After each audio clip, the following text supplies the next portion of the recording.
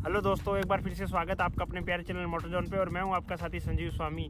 तो दोस्तों, भारत के अंदर जो है BH नंबर प्लेट है वो सीरीज उसकी जो है स्टार्ट हो गई है। तो दोस्तों, हम इस वीडियो में बात करेंगे भारत नंबर सीरीज के बारे में कि पूरी डिटेल आपको मिलेगी कि इसकी क्यों हमें ज़रूरत पड़ी BH नंबर प्लेट की, किन किन लोगों को ये मिल सकती है, क्या इसका जो है प्रोसेस है, कि क्या इसका जो है बेनिफिट है, क्या इसका जो है नेगेटिव पॉइंट है, कितना इसके अंदर जो है खर्चा आने वाला है और क्या इसके अंदर जो है दोस्तों डॉक्यूमेंट की ज़रूरत पड़ेगी। तो दोस्तों, पूरी डिटेल मिलेगी आपको इसी वीडियो के अंदर। अगर आपको BH नंबर प्लेट के बारे में थोड़ा सा भी इंटरेस्ट है तो आप इस वीडियो को पूरा एंड तक देखना। उससे पहले अगर आपने चैनल को सब्सक्राइब नहीं किया है तो दोस्तों चैनल को सब्सक्राइब कर लेना। चलिए वीडियो स्टार्ट करते हैं।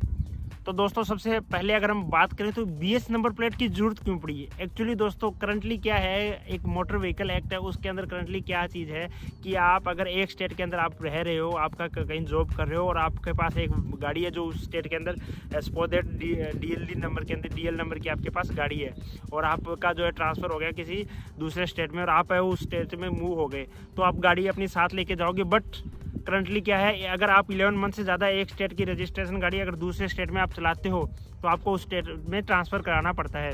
और उसका जो प्रोसेस आपको पता है, पहले NOC लो, उसको यहाँ पे RTO में सबमिट कराओ, उसके बाद में रोड टैक्स पे करो, यहाँ पे भी जितना रोड टैक्स आपका करंटली बन रहा है, और उसके बाद में जो पहले तो रोड टैक्स पे कर दिया, उसके बाद में आपके पास है जो दूसरे स्टेट का जो है नंबर आता है, और उसके बाद में जो आपने दोनों पहले भी आपने रोड टैक्स पे कर दिया और दोबारा भी रोड टैक्स पे कर दिया तो रिफंड आपको डबल रोड टैक्स हो गया, तो आपको जो सेकेंड रोड टैक्स है उसको रिफंड का भी आपको वो अप्लाई करना पड़ता है। तो ऐसे करके एक लेंदी सा प्रोसेस था कि आप एक स्टेट से दूसरे स्टेट में ट्रांसफ़र है वो गाड़ी करवाते थे। तो दोस्तों, इस चीज़ को देखते हुए भारत सरकार ने एक नया जो है BH नंबर प्लेट स्टार्ट किया है, जिसके अंदर क्या है, आप पूरे इंडिया के अंदर, पूरे भारत के अंदर आप फ्री मूवमेंट कर सकते हो। आप किसी भी स्टेट के अंदर आप जा सकते हो, आप फ्री मूवमेंट कर सकते हो, आपको कोई है वो रोकेगा नहीं। तो दोस्तों, ये तो कहानी थी इसकी ज़रूरत क्यों पड़ी। दोस्तों, नेक्स्ट अगर हम बात करें इसके अंदर कौन कौन जो है शामिल हो सकते हैं, किस किस को जो है ये नंबर प्लेट मिल सकती है। तो दोस्तों, इसके अंदर सबसे पहले आता है आपका डिफेंस सेक्टर। अगर आप डिफेंस के कोई भी एम्प्लॉई हो तो आपको ये नंबर प्लेट मिलेगी। दूसरा आता है गवर्नमेंट, सेंट्रल गवर्नमेंट या स्टेट गवर्नमेंट के एम्प्लॉई हो आप, तो आपको है जो है ये नंबर प्लेट आप ले सकते हो, आप इसके लिए एलिजिबल हो। और थर्ड जो आता है दोस्तों प्राइवेट सेक्टर, जिसके अंदर जो है जिस प्राइवेट सेक्टर, अगर आपका प्राइवेट जॉब करते हो आप, और अगर आपका जो प्राइवेट कंपनी है उस कंपनी का अगर 4 से ज़्यादा स्टेट के अंदर उसका जो अगर ऑफिस है तो आप उसको है जो है BH नंबर प्लेट ले सकते हो, क्योंकि आपको 4 से ज़्यादा ऑफिस होंगे तो आप मूवमेंट के लिए आपको ज़रूरत पड़ेगी। और दोस्तों, इसके अलावा आपको अगर आप छोटे इंस्टीट्यूट में काम करते हो या छोटी कंपनी में काम करते हो तो आपको जो है नहीं मिलेगा, जिसका मतलब 4 से कम स्टेट के अंदर किसी का ऑफिस है तो आपको जो है BH नंबर प्लेट नहीं मिलेगी। इसके अलावा दोस्तों, अगर आप बिजनेस क्लास हो तो आपको जो है ये इसकी जो ज़रूरत नहीं पड़ेगी। तो दोस्तों, जनरली मैंने आपको बता दिया इसका जो PSU, public sector, government sector और जो प्राइवेट एम्प्लॉय है जिसकी जो 4 से ज़्यादा है स्टेट्स के अंदर जो ब्रांचेज है तो वो इस BH नंबर प्लेट को जो है ले सकते हैं। दोस्तों, अगर हम बात करें इसके बेनिफिट की, क्या इसके बेनिफिट है BH नंबर प्लेट के, सबसे बड़ा आप इससे फ्री पूरे ऑल ओवर इंडिया के अंदर जो है आप घूम सकते हो, फ्री मूवमेंट कर सकते हो आप अपने व्हीकल को लेके। सेकंड जो चीज़ है, आपको इसका जो टैक्स पे करना पड़ेगा, आपको एक साथ आपको पूरा टैक्स पे नहीं करना पड़ेगा, आपको मतलब हर 2 साल से आपको है जो टैक्स पे करना पड़ेगा। उससे आपका जो अमाउंट है टैक्स पे करने का वो आपका कम हो जाएगा। और ये 14 ईयर्स के लिए आपको 2 साल के गैप में है, उसके बाद में आपको 1 साल के गैप में पे करने पड़ेगा। और थर्ड और मोस्ट इम्पोर्टेंट जो बेनिफिट है हमें इसका जो ये है कि आपको इनवॉइस के ऊपर जो है टैक्स पे करना पड़ेगा। आपको व्हीकल का जो इनवॉइस है उसका जो उसके ऊपर आपको जो है टैक्स पे करना पड़ेगा। अभी जो करंटली क्या है, आपको एक्स शोरूम प्राइस के ऊपर आपको जो है पे करना पड़ता है। तो एक्स शोरूम प्राइस और इनवॉइस प्राइस में आपको मैं डिफरेंस बता दूं। एक्स शोरूम प्राइस में जैसे सपोज करो आपकी गाड़ी है वो आपको 11,17,000 एक्स शोरूम प्राइस, और सपोज करो आपको 17,000 का डिस्काउंट मिल गया और वो डिस्काउंट आप अपना एक्स शोरूम प्राइस के अंदर आप जो है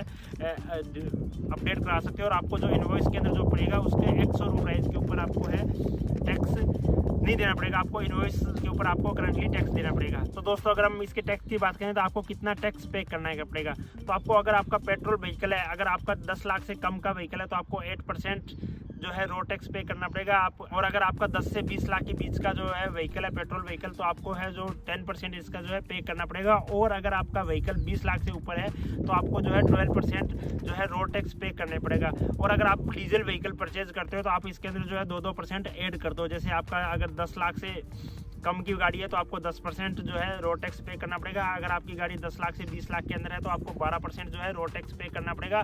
और अगर आपका जो गाड़ी है वो 10-20 लाख से ऊपर जा रही है, डीजल गाड़ी है, तो आपको जो है 14% का रोड टैक्स पे करना पड़ेगा। अगर आपकी गाड़ी इलेक्ट्रिकल व्हीकल है तो आपको इसके अंदर जो है 2% आप कम कर दो। सपोज करो आपकी गाड़ी 10 लाख से कम है तो आपको जो है 6% जो रोड टैक्स पे करना पड़ेगा, और अगर आपकी गाड़ी 10 से 20 लाख के अंदर है तो आपको 8% रोड टैक्स पे करना पड़ेगा, और अगर आपकी गाड़ी जो है 20 लाख से ऊपर है तो आपको ओनली 10% रोड टैक्स पे करना पड़ेगा। उसके अलावा दोस्तों इसके अंदर जो है एक और बेनिफिट आपको मिलता है कि आपको एक साथ जो है रोड टैक्स पे नहीं करना पड़ता। आपको पूरा रोड टैक्स है 15 ईयर का जो है एक साथ आपको पे नहीं करना पड़ेगा। आपको जो है 2-2 साल के उसमें वेरिएशन में आपको पे करना पड़ेगा। सपोज करो आपने आज व्हीकल लिया तो आप 2 साल का रोड टैक्स है वो पे कीजिए और अपना व्हीकल लेके जाइए। आपको 2 साल बाद में अगेन जो है रोड टैक्स पे कीजिए और अपना व्हीकल है मूव कीजिए, अपने फ्री आप होके मूव कर सकते हो। तो दोस्तों इसका प्रोसेस बेनिफिट ये हो गया कि सपोज करो आपकी 11 लाख की गाड़ी है और उसके ऊपर आपको जो है 10% रोड टैक्स किसी स्टेट में, जैसे दिल्ली के अंदर 10% अगर हम बात करें तो 10% आपको जो है रोड टैक्स पे करना पड़े तो आपको 1,10,000 रुपये रोड टैक्स है वो एक साथ पे करना पड़ेगा। और वही अगर हम BH नंबर सीरीज़ के अंदर बात करें, अगर आपकी गाड़ी 11 लाख की है और आपका जैसे स्लैब आया 10% का आपका स्लैब आया और आपको 2 साल के लिए पे करना पड़ा तो आप 1 लाख आप जो है उसको 11 लाख मल्टीप्लाई बाई 10% मतलब 0.10 और मल्टीप्लाई बाई 2 ईयर्स के लिए और डिवाइड बाई 15, तो इसका लगभग आपका जो है 14,000 या 15,000 लगभग आपका जो है 14,000 के आसपास जो है इसका जो रोड टैक्स पड़ेगा। तो आप 14,000 रुपये ईजिली पे कर दोगे 2 साल के लिए, रेदर देन आपको 1,10,000 रुपये पे करना।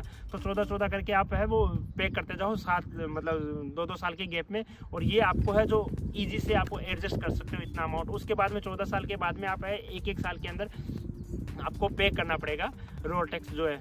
तो दोस्तों ये तो होगी आपकी रोड टैक्स की बात। तो दोस्तों अब आपका नेक्स्ट क्वेश्चन आएगा आपको डॉक्यूमेंट की क्या क्या जरूरत पड़ेगी। तो दोस्तों डॉक्यूमेंट की अगर बात करें तो जो करंटली आपको जो रजिस्ट्रेशन व्हीकल रजिस्ट्रेशन के लिए डॉक्यूमेंट चाहिए, एड्रेस प्रूफ, पैन कार्ड, आधार कार्ड जो भी आपको चाहिए। उसके अलावा अगर आप गवर्नमेंट एम्प्लॉई हो तो आपको गवर्नमेंट का ID card, office ID card, और अगर आप प्राइवेट एम्प्लॉई हो तो आपको फॉर्म 16 जिसके अंदर आपको ये मेंशन होता है, आपका फॉर्म 16 होता है जिसके अंदर आपको ये चीज़ें मेंशन होती है कि ये आप इस ऑफिस के रजिस्टर्ड है, इस ऑफिस के अंदर आप काम कर रहे हो, उसके लेटर हेड पे आपको निकाल के देना होता है और उसके ऊपर स्टाम्प वगैरह लगा के देना होता है जिसमें क्लियरली मेंशन होता है कि हमारे इसका जो ऑफिस है 4 स्टेट से ज़्यादा के अंदर है, इस टाइप का कुछ होता है। तो आपको फॉर्म 16 प्राइवेट एम्प्लॉय के लिए और गवर्नमेंट एम्प्लॉई है तो ऑफिस ID कार्ड आपको चाहिए होता है। और बिजनेस क्लास का मैंने आपको बता दिया, उसके लिए अभी एज ऑफ नाउ एलिजिबिलिटी नहीं है, इसके अंदर कोई प्रोविज़न नहीं है। इन फ्यूचर हो सकता है बिजनेस क्लास के लिए भी हो, क्योंकि बिजनेस क्लास को भी है इधर उधर मूवमेंट करना पड़ता है रेगुलरली। और दोस्तों अगर नेक्स्ट हम बात करें आपको ये नंबर मिलेगा कैसे, क्या इसका प्रोसेस है, तो दोस्तों इसके लिए जो है आप कहीं पे भी अप्लाई नहीं कर सकते। आप अगर गाड़ी नहीं ले रहे हो तो आपका जो डीलरशिप है वही इसके लिए अप्लाई करेगा। होना क्या है कि आपको डीलर जो है अभी भी करंटली जो रजिस्ट्रेशन करता है, आपका रजिस्ट्रेशन आपको टेम्परेरी नंबर देता है जो भी देता है, तो उसके लिए जो डीलरशिप है वो वाहन की साइट पे जाएगा। मैं आपको साइट का लिंक है वो नीचे दे दूँगा, उसके अंदर आपको डिटेल मिल जाएगी।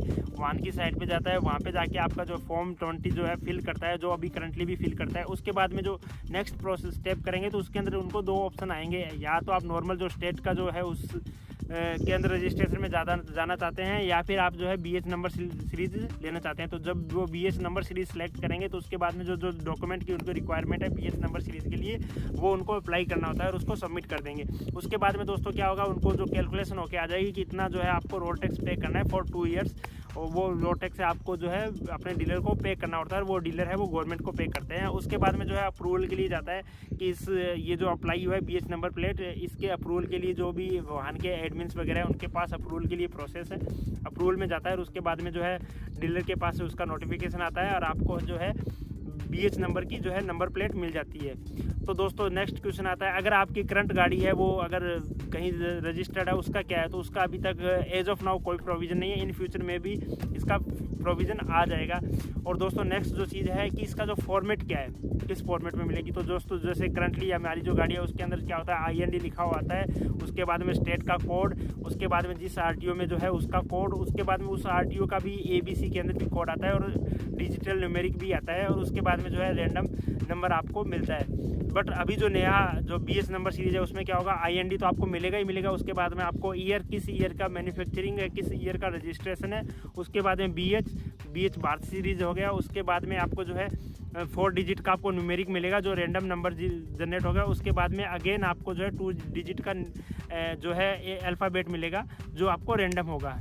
तो ये हो गया इसके फॉर्मेट और इसका अगर हम कलर की बात करें तो आपको जो है बॉर्डर इसका जो ब्लैक मिलेगा और बीच में बॉर्डर और जो टेक्स्ट है इसका जो ब्लैक में आपको इसके अंदर मिलेगा और जो बीच का जो पीछे का पार्ट है वो आपको इसके अंदर जो है वाइट मिलेगा।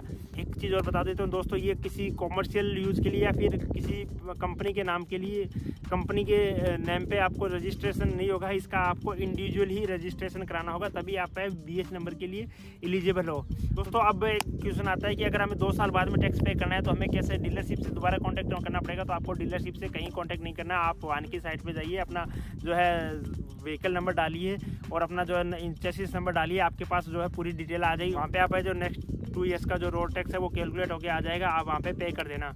तो दोस्तों ये था पूरा प्रोसेस, BS नंबर प्लेट कैसे मिलेगा, क्या सीरीज़ है, क्या प्रोसेस है, किस किस को मिलेगा, पूरी डिटेल मैंने आपको बता दी। इसके अंदर जो है कुछ जो VIP नंबर्स आने वाले हैं, फिर फैंसी नंबर्स आने वाले हैं, उनके लिए अभी कोई वो प्रोसेस नहीं है ये, क्योंकि ये पूरा आपको डिजिटल प्रोसेस है। कहीं आपको RTO में नहीं जाना, कहीं आपको कुछ एक्स्ट्रा पे नहीं करना, पूरा टोटली डिजिटल जो प्रोसेस है। तो उसके अंदर दोस्तों VIP नंबर या फैंसी नंबर की कहीं ज़रूरत नहीं है। तो दोस्तों एक बार मैं आपको अगेन समराइज़ कर देता हूँ।